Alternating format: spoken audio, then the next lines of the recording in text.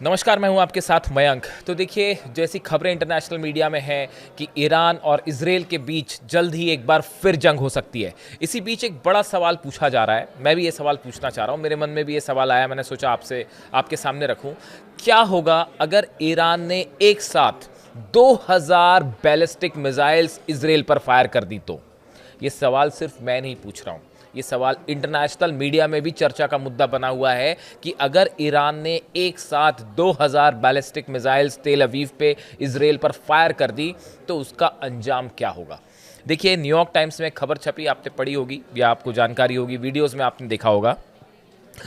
New York times के हवाले से ये खबर आई।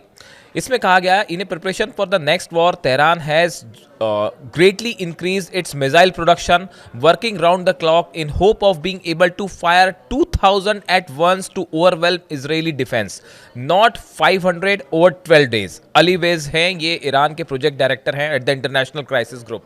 इनकी तरफ से ये बयान आया, न्यूयॉर्क टाइम्स को इन्होंने ये बयान दिया और इसमें इन्होंने ये कहा कि ईरान ये तैयारी में लगा हुआ है कि अगर अगला युद्ध होता है, इजराइल के साथ जंग होती है, तो ईरान एक साथ 2000 बैलिस्टिक मिसाइल्स इस बार इजराइल पर फायर कर देगा। जो 12 दिन की जंग हुई थी, हमने उसमें देखा जैसे दावे हुए कि करीब 500 मिसाइल्स जो हैं वो फायर की गई। जो उस समय जो दावे हो रहे थे कि करीब 512 दिन में ईरान की तरफ से 550 बैलिस्टिक मिसाइल फायर की गई, इस तरह की बात सामने आई थी। अब इजराइल की तरफ से क्या दावा किया गया, अमेरिका की तरफ से क्या दावा किया गया।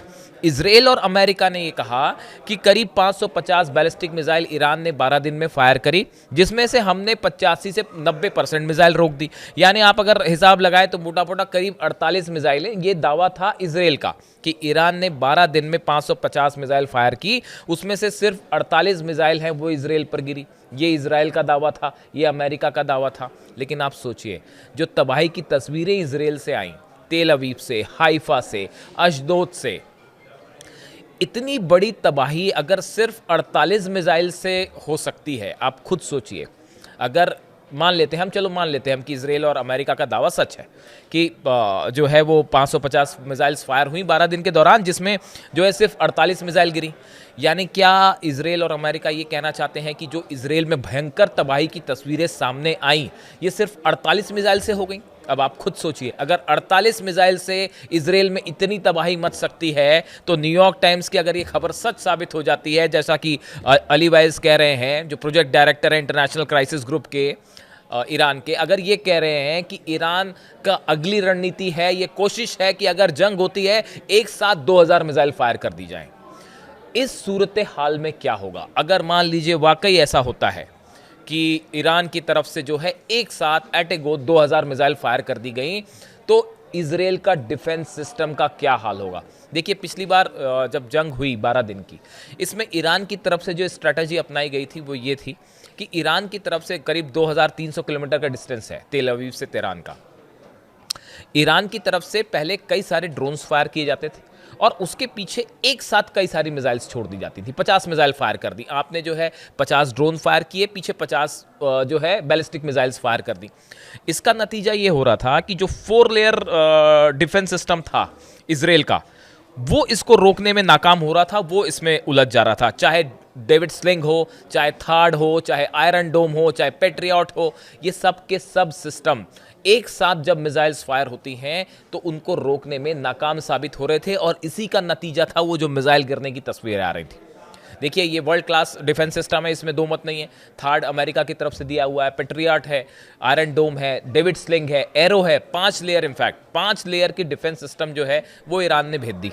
और हम आंकड़े चलिए इजराइल के ही मान लेते हैं कि सिर्फ 48 मिसाइल गिरी। तो क्या आप ये कहना चाह रहे हैं कि जो तबाही की भयंकर तस्वीरें आई, जिसके बाद ये कहा गया कि आखिरी में हालात ये हो गए थे कि इजराइल की मिसाइल्स, डिफेंस मिसाइल्स थी, वो खत्म हो गई थी और मजबूर होना पड़ा फौरन सीज फायर घोषित करने के लिए? अगर ऐसा नहीं होता तो शायद इजराइल में और कहीं भयंकर तबाही मच जाती। इस डर से जो है वो तुरंत सीज फायर का अनाउंसमेंट करना पड़ा, दौड़े भागे। अब अगर मान लीजिए 2000 मिसाइल फायर हो जाती हैं तो क्या होगा?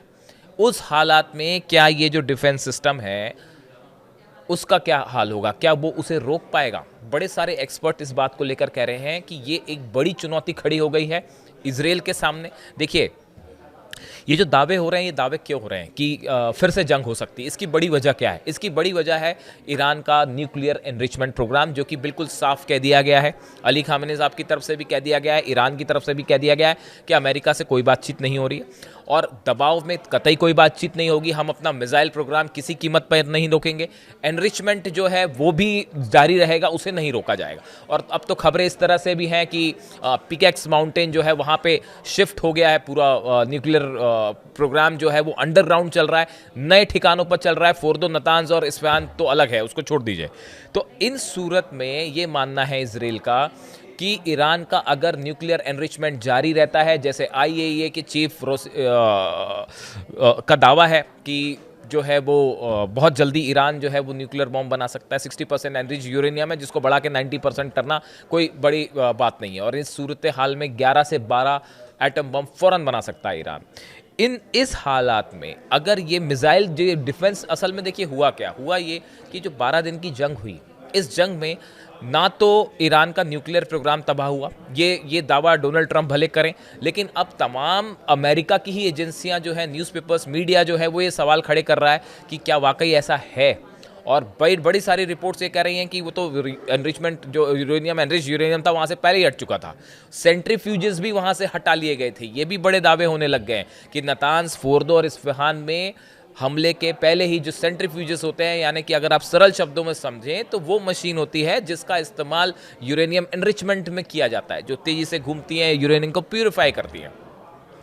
वो मशीनें वहाँ से हटा ली गई थी पहले ही। इस सूरत हाल में ईरान अपना न्यूक्लियर प्रोग्राम कंटिन्यू है और वो कभी भी जो है एक न्यूक्लियर कैपेबिलिटी के करीब पहुँच जाता है। ये अलग बात है कि ईरान उसका अनाउंसमेंट करता है या नहीं, ये भी दो चीज़ें हैं।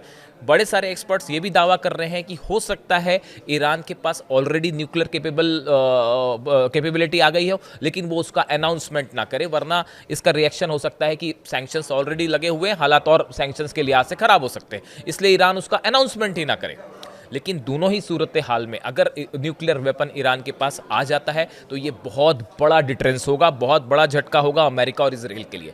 और इन सूरत में जो मिसाइल प्रोग्राम है वो एक नए डिटरेंस के रूप में उभर कर सामने आया है। जिस तरह से 12 दिन की जंग में ईरान की जो मिसाइल्स थी, इसने ये बात साबित कर दी कि सेजिल हो, फतेह 2 हो, ये जो मिसाइल्स फायर हुई, खुर्रम शहर 4 हो, आखिरी के 3-4 दिन में जो मिसाइल्स गिरी इजराइल के ऊपर, इसने ईरान के मिसाइल्स को एक नए डिटरेंस के रूप में स्टैब्लिश कर दिया कि ज़रूरी नहीं है कि आप न्यूक्लियर प्रोग्राम, अपना न्यूक्लियर वेपन ही ज़रूरी है, आपके पास एडवांस अगर मिसाइल्स हैं तो ये भी मिडिल ईस्ट में गेम चेंजर है। अब इसके बाद जो रिपोर्ट्स कह रही हैं, इसके बाद जो रिपोर्ट सामने आ रही हैं वो ये कह रही हैं कि ईरान में 24/7 24 घंटे तेजी से मिसाइल प्रोडक्शन हो रहा है और पहले जितनी मिसाइल्स का अनुमान लगाया जा रहा था उससे कई गुना ज़्यादा मिसाइल्स इस समय ईरान में बन रही हैं और 24/7 24 घंटे उस पर काम हो रहा है। अब देखिए, इसी बीच एक और रिपोर्ट जो यूरोपियन इंटेलिजेंस है उनके हवाले से खबर है।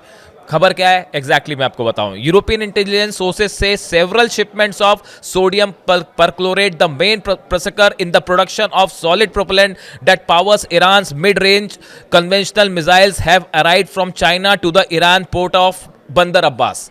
ये खबर है यूरोपियन इंटेलिजेंस के सोर्सेज से, मैं सोर्स भी रिवील कर रहा हूं आपको।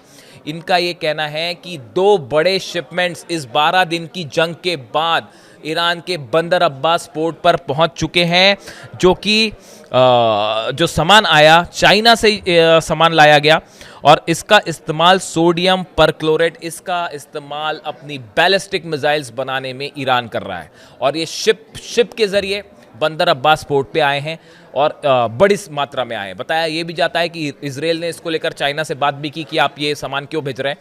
चाइना की तरफ से रिप्लाई आया, जो कि अनऑफिशियल सोर्सेज से इस तरह की खबर है कि ये जो हमने सामान भेजा है ये इस पर किसी तरह का बैन नहीं है, हम इसको भेज रहे हैं, अब इसका ईरान आगे क्या करता है ईरान जाने।